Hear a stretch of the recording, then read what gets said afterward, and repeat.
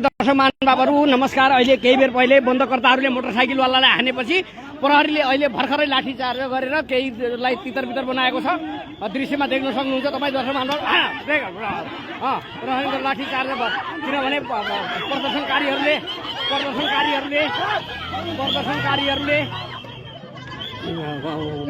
Motorcycle चालकलाई रोकेपछि र मोटरसाइकलमा चालकमाथि आक्रमण गरेपछि प्रदर्शनकारीहरूले त्यसपछि प्रहरीले अहिले तितर-बितर बनाएको छ। दृश्यमा देख्न सक्नुहुन्छ दर्शक महानुभावहरू। मैले तपाईँलाई देखाइरहेको छु यो कैलालीको लम्कीको घटना हो। यो लम्कीको घटनामा आजभन्दा ठिक 4 दिन पहिले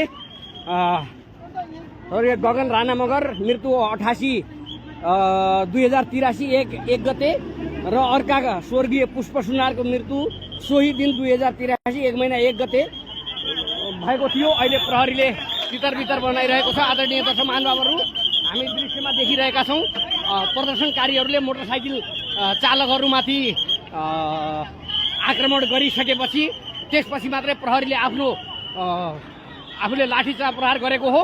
अहिले प्रदर्शनकारी र प्रहरी बीच हुँदैछ। प्रदर्शनकारी र प्रहरी बीच हुँदैछ। इलाका प्रहरी कार्यालयका प्रमुख कविराज रोकाएज्यू सम्झाउँदै गर्नुहुन्थ्यो। उहाँमाथि पनि भएको अवस्था छ। दृश्यमा देख्न सक्नुहुन्छ अहिले केही झडप भएको अवस्था छ। प्रहरीले तितर-बितर भिडलाई बनाउन खोज्दा अझ फेरि एक ठाउँमा आइसकेको छ।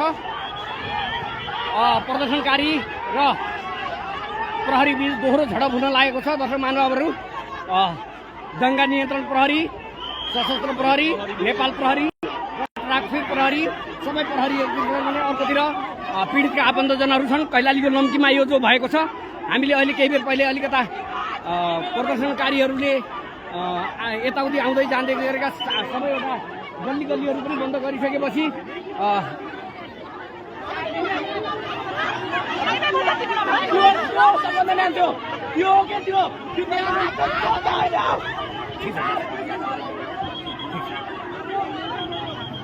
दर्शक महानुभावहरू अहिले प्रहरी र प्रदर्शनकारीहरू बीच झडप हुने स्थिति भएको छ। प्रहरीले अब आफ्नो गरिरहेको छ। दर्शक महानुभावहरू, अहिले केही बेरमै अब देखिएको छ प्रहरीले आफ्नो सेफ्टी लिइरहेको अवस्था छ र यतातिर सशस्त्र प्रहरीले आफ्नो सेफ्टी लिएको अवस्था छ भने दङ्गा प्रहरी अगाडि बढिसकेको छ। हुल्लङ पीडितका आफन्तहरूले पनि मोटरसाइकललाई कुटिसकेपछि अहिले दोहोरो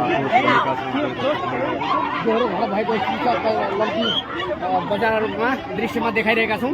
उसरी यो लम्की बजार त के भन्नु नि, सुदूरपश्चिमको प्रवेशद्वार रहेको यो कैलालीको लम्की अधिराज्यभरि नै यो बदनाम भएको क्षेत्र हो। मैले लाइभमा भन्दाखेरि पनि म छु। दर्शक महानुभावहरू, कताको भिड कता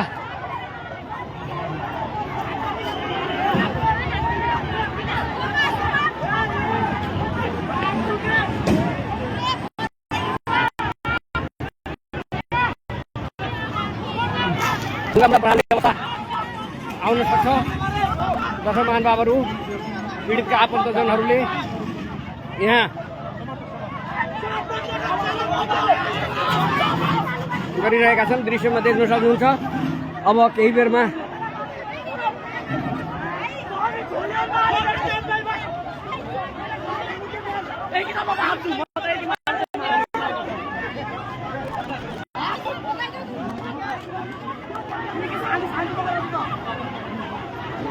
दर्शक महानुभावहरू, प्रहरी र प्रदर्शनकारी बीच